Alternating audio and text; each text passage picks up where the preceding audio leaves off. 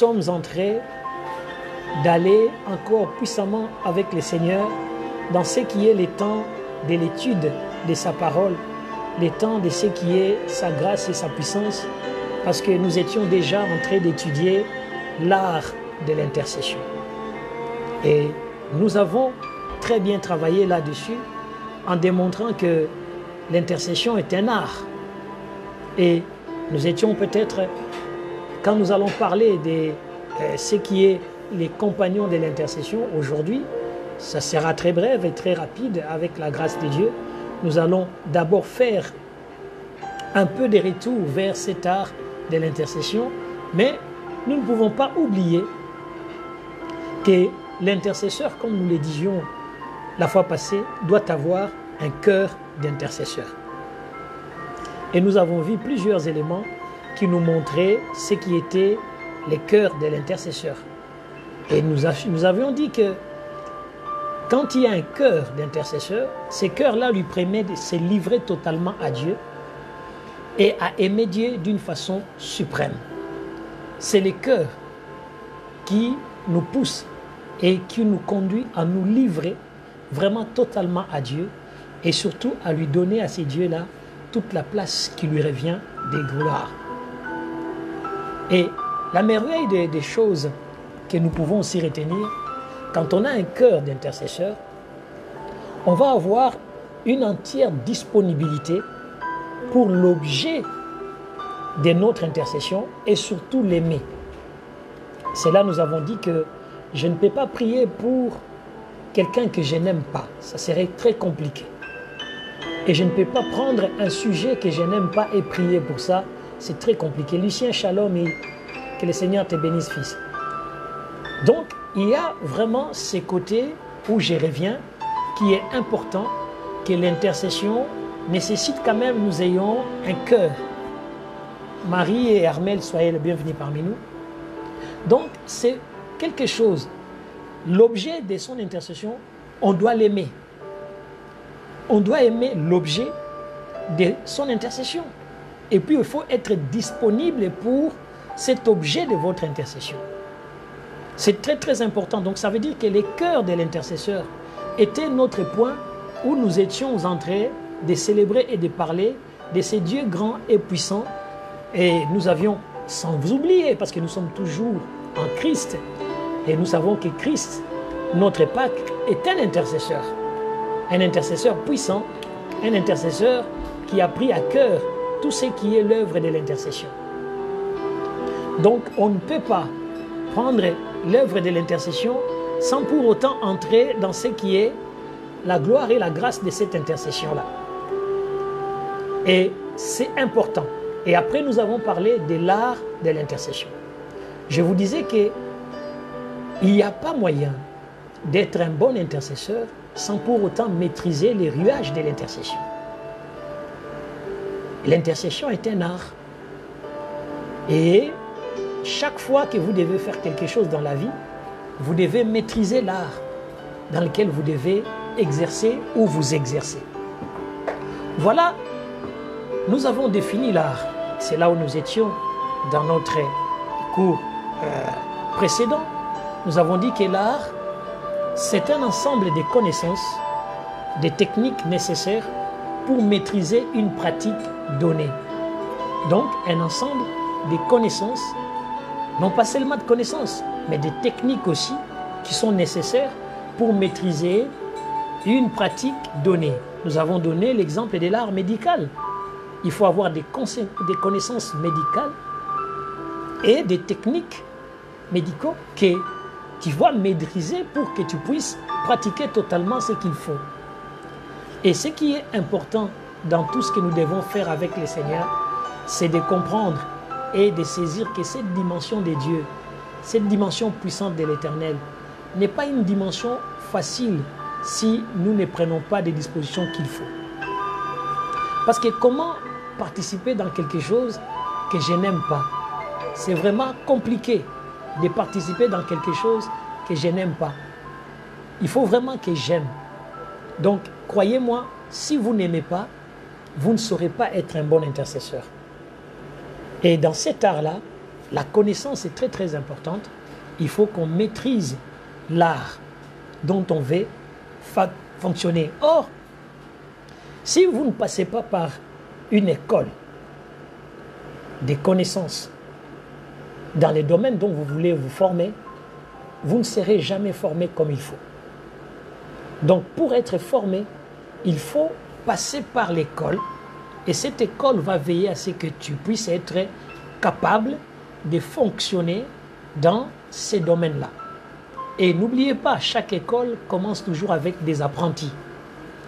N'hésitez jamais à faire de l'apprentissage. Tel est l'encouragement que vous avez de l'intercesseur, celui qui conduit l'intercession de l'Église à la personne de la prophétesse Sarah, vous entraîne et vous exerce toujours dans l'intercession pour que vous deveniez à votre tour des meilleurs intercesseurs capables de prendre à cœur l'œuvre de Dieu, prendre à cœur les sujets d'une sœur ou d'un frère et surtout aimer et de se rendre disponible pour l'accomplir. En effet, on disait que dans chaque art, il y a toujours un maître et il y a aussi, quelquefois, toujours un initiateur. Donc, l'intercession constitue aussi un art pour ceux qui sont appelés à l'exercer. Si vous êtes appelé à exercer l'intercession, en tout cas, vous devez savoir que notre Pâque, Christ, qui est l'intercesseur, qui intercède toujours à côté du Dieu des Pères, vous allez vous rendre compte qu'il s'est exercé à l'intercession et son initiateur à l'intercession, c'était le Saint-Esprit. La Bible, quand on va arriver à l'intercession de Christ, nous allons comprendre comment il intercédait. Mais il est important aussi de voir que les connaissances et les techniques nécessaires pour maîtriser les différentes parties de l'intercession viennent des dieux. En tout cas, la majorité viennent des dieux. Les hommes mettent leur partie, mais c'est Dieu vraiment qui met la plus grande partie dans l'intercession. C'est-à-dire qu'on ne peut pas devenir un très bon intercesseur seulement par la pratique des hommes, mais il faut que cette intercession soit aussi enseignée par la puissance du Saint-Esprit. Josué, dans la conquête de la terre promise, nous le verrons, c'est un intercesseur. Au départ, Josué, c'est quelqu'un qui combat. Au départ, Josué, c'est un militaire qui descend sur les terrains, qui combat. Josué combattait et Moïse intercédait. Mais il va arriver à un moment où Josué va devenir l'intercesseur. Et nous nous rappelons de cette phrase de la parole des dieux Tout-Puissants dans Josué 1,8 où il lui dit « Médite cette parole nuit et jour et sois vraiment dans la méditation ». Dieu va insister de dire à Josué qu'il ne pourra rien acquérir s'il ne reste pas dans l'intercession. On les voit, donc c'est un intercesseur qui va être formé totalement parce que Dieu entend faire quelque chose avec lui et Dieu, dans ce qu'il veut faire avec lui, est en train de lui montrer comment être formé par Dieu. Donc un intercesseur, pour être formé par Dieu, pour prendre la partie des maîtrises des différentes pratiques de l'intercession, doit se référer à cette parole qui est Josué 1, 8. Que ces livres de la loi ne s'éloignent point de ta bouche. Médite-les jour et nuit pour agir fidèlement selon tout ce qui est prescrit, car c'est alors que tu auras du succès dans tes entreprises, c'est alors que tu réussiras. Josué 1, 8. Dieu montre à Josué que, mis à part les éléments que Moïse t'a laissés, l'expérience que Moïse t'a laissée, ce que tu as vu de Moïse faire, ce que tu as copié de Moïse, ce que l'initiateur qui est Moïse qui t'a initié à l'intercession ou le maître Moïse qui t'a initié à l'intercesseur t'a donné. Mais il y a aussi quelque chose que tu ne dois pas oublier. Moïse avait aussi un maître qui l'a initié et ce maître-là c'est moi. Mais moi je ne vais pas t'initier autrement qu'à travers ma propre parole. À travers mes enseignements à moi personnels, je vais vraiment faire en sorte que tu puisses comprendre la dimension et la puissance de Dieu. Qu'est-ce qui se passe? Il est bien dit, quand on regarde de ces côtés où je suis encore en train de faire l'introduction sur l'art de l'intercession, là où c'est qu'on a déjà vu la fois passée, il y a quelque chose qui est bien, c'est qu'on se rend compte d'une chose. Quand Dieu montre à Josué où aller puiser les éléments de l'art de l'intercession parce qu'il va conduire les peuples, il va lui montrer qu'il faut qu'il puisse s'armer et il faut qu'il puisse avoir. L'art de l'intercession ou l'art de l'intercesseur n'est pas facile à exercer. Pourquoi? Parce que l'intercesseur, quand il doit exercer cet art, ne doit pas oublier aussi Josué 1:9, où le Seigneur dit, ne t'ai-je pas donné cet ordre? Fortifie-toi et prends courage. Donc ça demande du courage et ça demande d'être fortifié. Donc fortifié, ça veut dire être affermi. Sans être affermi, sans avoir à prendre du courage, on ne peut pas exercer cet art qui demande beaucoup de courage et surtout beaucoup de sacrifices. Parce que prendre courage, ça veut dire qu'il y aura beaucoup de sacrifices pour être un bon intercesseur. D'ailleurs, je crois que aujourd'hui, l'heure n'est plus à démontrer. Bon nombre d'enfants de Dieu se sont rendus compte que chaque nuit qu'ils ont passé avec la servante prophétesse Sarah à prier ensemble, à veiller, la vie du veillé est en train d'entrer en eux soi-même. Même si cette nuit-là, elle ne passe pas, il y a déjà en toi cette prédisposition de se dire, je vais aller prier. Pourquoi? C'est parce qu'il y a un entraînement, mais il faut encore avoir le courage de chaque fois quitter son lit et de mettre en prière. De chaque fois quitter son lit pour se mettre en position de prière. Parce que la prière nécessite aussi des positions qui sont quand même importantes par rapport à la manière dont on doit l'accomplir. Donc, dans l'art, il y a, ne t'ai-je pas dit, prends courage, et puis il dit une chose, ne t'effraie point et ne t'épouvante point, car l'Éternel, ton Dieu, est avec toi dans tout ce que tu entreprendras. Quand tu deviens intercesseur pour Dieu, tu n'as pas à t'effrayer, tu n'as pas à t'épouvanter. Donc, il n'y a rien, même si tu fais des mauvais rêves, n'aie pas peur. Ce sont des épouvantes. Ce sont des choses qui, tu vois des visions, et ces visions-là, moi, je les appelle les épouvantes. Parce que, qu'est-ce qu'est l'épouvante? On les met sur un champ, alors qu'il n'est pas vrai, mais la vision des oiseaux lui donne une certaine vérité, parce que le vent les bouge, et on croit qu'il est vivant. Et c'est pourquoi quand on dit « ne t'épouvante pas », ça veut dire même si on donne un aspect, même si on donne même une image à l'ennemi, une image qui te montre qu'il est fort, tu n'as pas à avoir peur, tu n'as pas à craindre parce que ce n'est que du vent.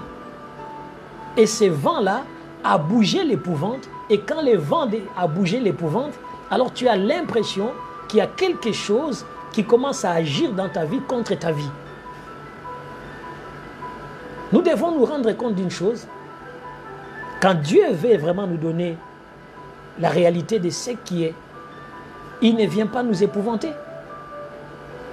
Et c'est pourquoi vous voyez, ici, on dit à Josué, ne t'épouvante pas.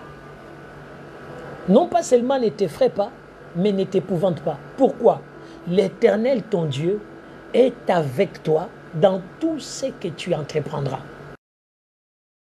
Je ne sais pas pourquoi ça bug, mais en tout cas, chez moi, ça marche bien. Si, pour l'instant, en tout cas, je n'ai pas de problème de bugs, parce que je vois qu'on me dit que ça bug. Mais je pense que ça va revenir. Mais chez moi, je ne vois pas et ça marche très bien, il n'y a pas de problème. Jusque-là, je n'ai pas vraiment de problème et tout tourne correctement ici. Donc, vérifiez. Dès qu'il y aura un petit problème chez moi, je n'hésiterai pas de vous le dire. Donc, qu'est-ce qui se passe? On lui dit, ne t'épouvante pas. Pourquoi? Parce que tout ce que tu vas entreprendre, bien aimé, mettons-nous un peu d'accord.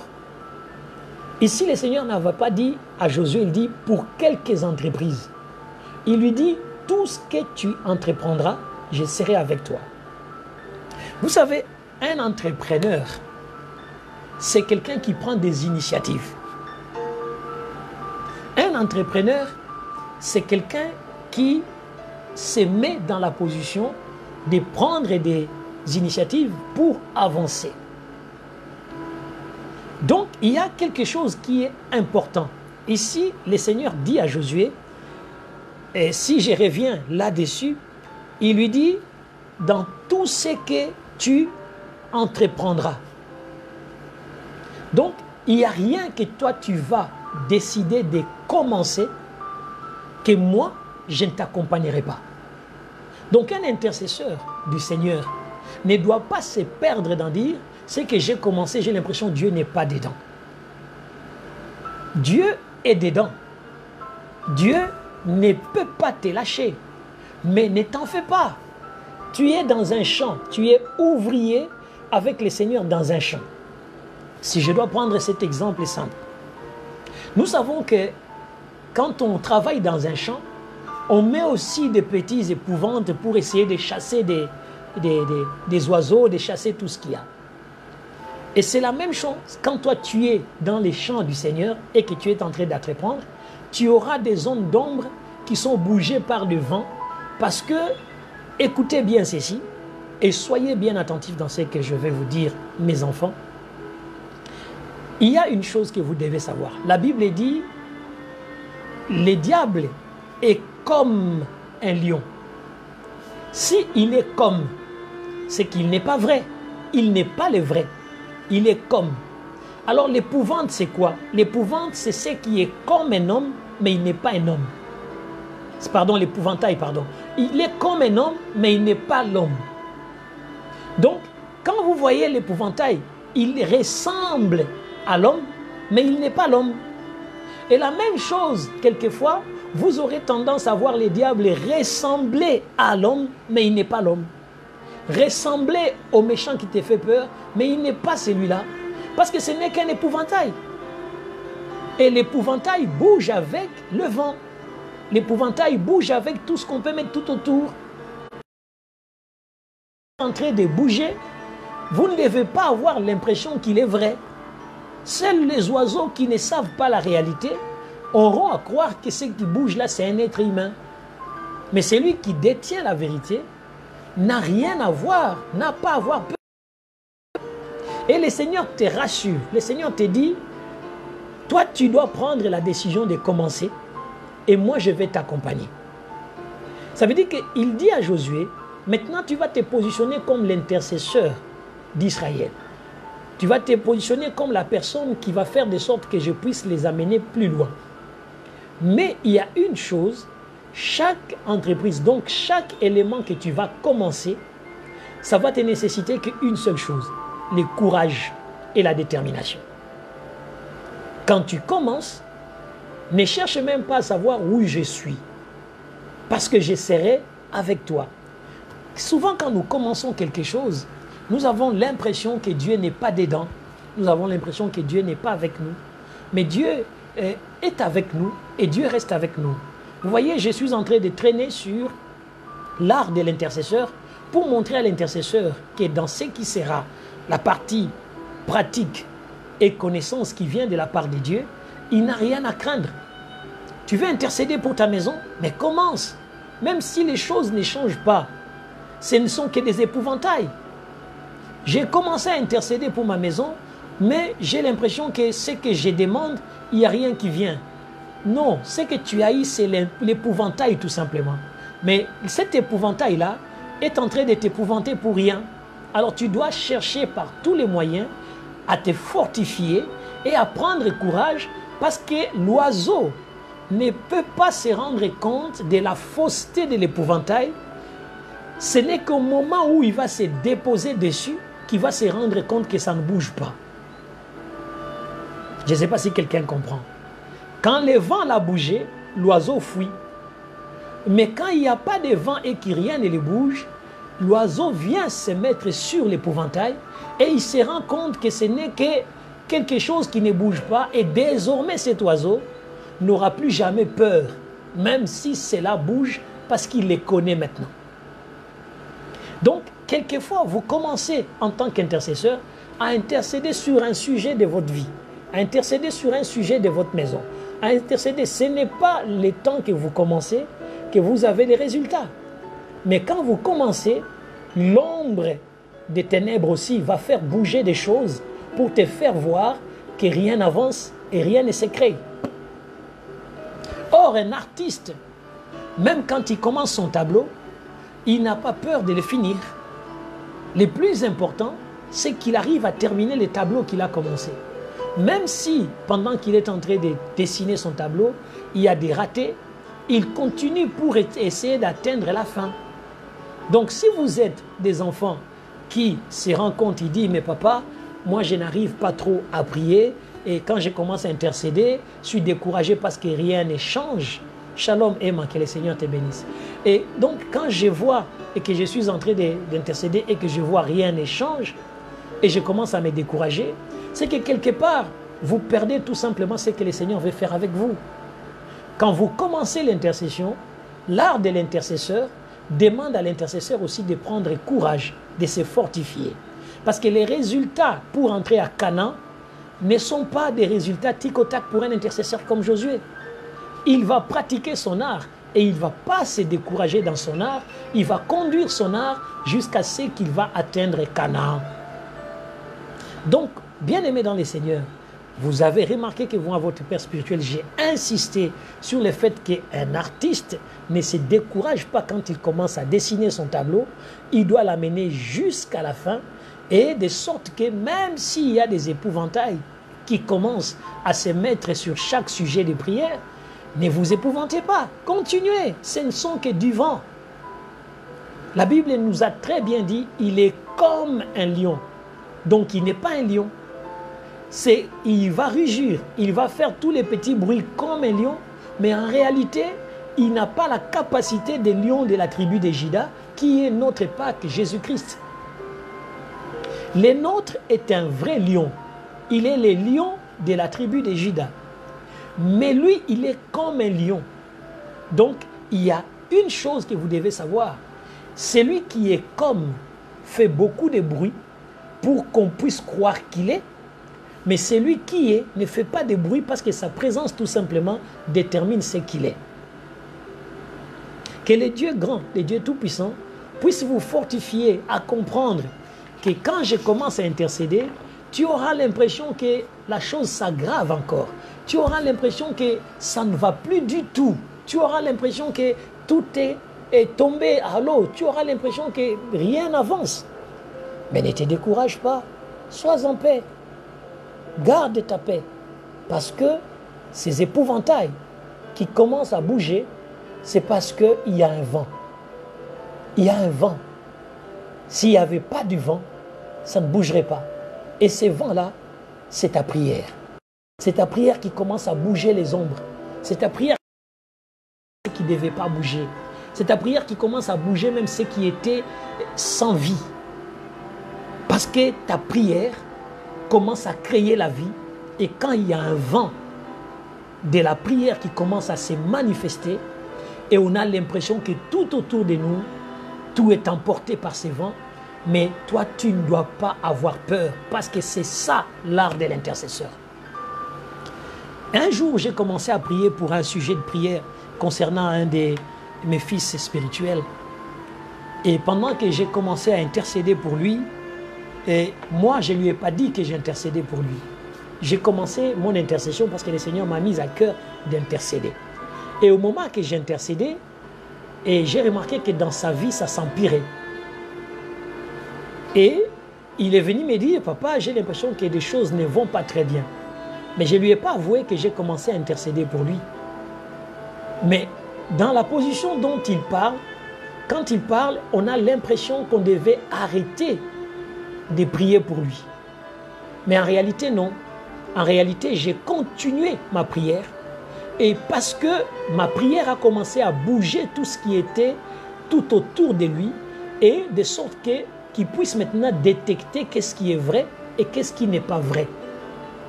Et c'est ce qui a permis à cet enfant de sortir. Mais vous savez, il y a des enfants que j'ai vus aussi quand j'ai commencé à intercéder pour eux. Ça s'est empiré et ils ont fui l'église. Mais ça ne m'a pas arrêté d'intercéder jusqu'à ce que Dieu les a ramenés encore. Pourquoi? Parce qu'à chaque fois que nous élevons la prière et qu'on commence à intercéder pour quelqu'un, nous dégageons tout ce qui est l'ombre parce que nous envoyons un vent. Et ce vent-là va toucher tout ce qui est ombre. Et ces ombres qui seront touchées, ils vont être bougés. Mais le problème, c'est que l'homme a peur de ce qui bouge dans son sommeil et il va être totalement tétanisé et terrorisé Mais alors que ce qui bouge là, c'est pour lui permettre d'aller maintenant se rendre compte quel est le vrai lion, quel est le faux lion. Donc, c'est vraiment un élément que vous devez comprendre, vous devez maîtriser et vous devez savoir que l'art de l'intercesseur n'est pas facile. Gardez bien les principes pour aller dans cet art avec beaucoup de force et de puissance. Moi, je recommande toujours à mes enfants de méditer Josué 1, 8 à 9. C'est ça les œuvres de l'art de l'intercesseur. D'abord, que les livres de la loi ne s'éloignent point de ta bouche. Médite-les jour et nuit pour agir fidèlement. C'est-à-dire que si tu ne les médites pas, tu peux mal agir.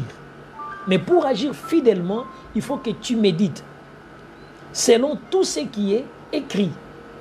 Car c'est alors que tu auras du succès dans tes entreprises. Donc ces entreprises-là, tu auras du succès si tu médites. Et c'est alors aussi que avoir du succès et réussir, ce sont deux étapes différentes. Tu peux avoir du succès, mais tu n'as jamais réussi dans la vie. Vous avez des gens qui ont du succès, mais ils ont échoué dans leur vie. Parce que beaucoup d'enfants de Dieu ne se posent pas la question pourquoi Dieu insiste le succès et il ajoute réussir. Je peux être un homme à succès, mais je n'ai jamais réussi dans ma vie. Et vous voyez, donc beaucoup d'enfants de Dieu ne saisissent pas cette dimension où le Seigneur est en train de vouloir aussi que nous n'ayons pas seulement du succès, mais surtout que nous puissions aussi réussir. Or, est-ce que tu veux seulement avoir du succès ou tu veux réussir aussi? Parce que le Seigneur te dit, médite pour que tu puisses avoir du succès, mais pas seulement du succès parce que tout le monde t'acclame, parce que tout le monde te soulève, parce que tout le monde te voit. Parce que je peux être un grand auditeur, je peux être un homme que tout le monde voit sur la télé ou sur quoi que ce soit, mais je n'ai rien réussi dans ma vie. Parce que le succès n'est pas automatiquement la réussite. Alors, Dieu dit, il faut que ces deux étapes dans ta vie s'accomplissent. Il faut que tu puisses d'abord méditer la parole pour que tu puisses avoir la manière d'agir convenablement. Et cette façon d'agir va te conduire dans les succès, mais tu dois aussi faire les sortes que tu puisses réussir. Et la Bible, la parole de Dieu, nous montre que bon nombre d'entre nous, nous aimons du succès, mais avec des échecs, sans réussite.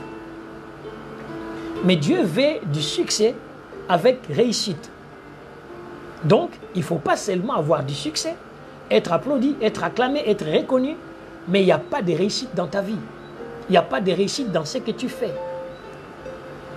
Et il va lui dire maintenant, cet ordre qu'il lui a recommandé dès les commandements, il dit, ne t'ai-je pas donné cet ordre?